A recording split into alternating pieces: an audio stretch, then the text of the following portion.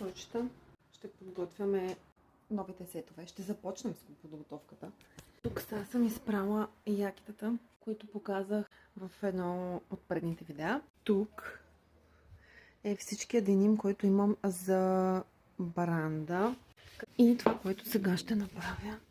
Сега ще намеря дънки за всяко яке. Я да подпра телефона. Тук в гардероба.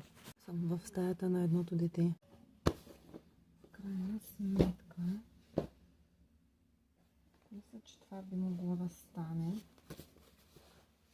34 размер, не е зле. Да, това не би паснало на това яке. То аз имам между другото и други якита. Я да ги изкарам. Тия дънки с това яке. Тия дънки с това яке, което яке е супер много ме изкепи. То беше с етикет. Вече не е, защото съм го прала, но е много яко. Яке риза с тия дънки. Това яке с... Добре, ще взема тъмното. Тъмното ще направя. Искам да започна с него. Изравнила съм ги, така че долната и горната страна да са еднакви. И сега от тези дълги дънки ще си направим шорти. Горе-долу, мисля, 4 пръста да отрежа.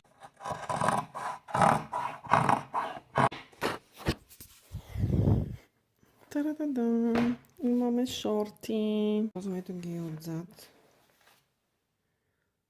След това имаме якито. Ще го отрежа якито. Може би ще се наложи да отрежа джоба.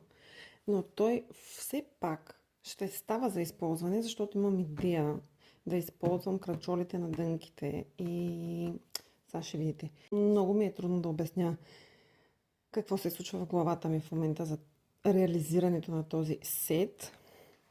Но просто гледайте. Просто гледайте. Айде. Отрязах го.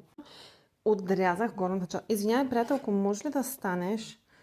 Благодаря ти. И сега какво следва? Това парче ще дойде върху дънките.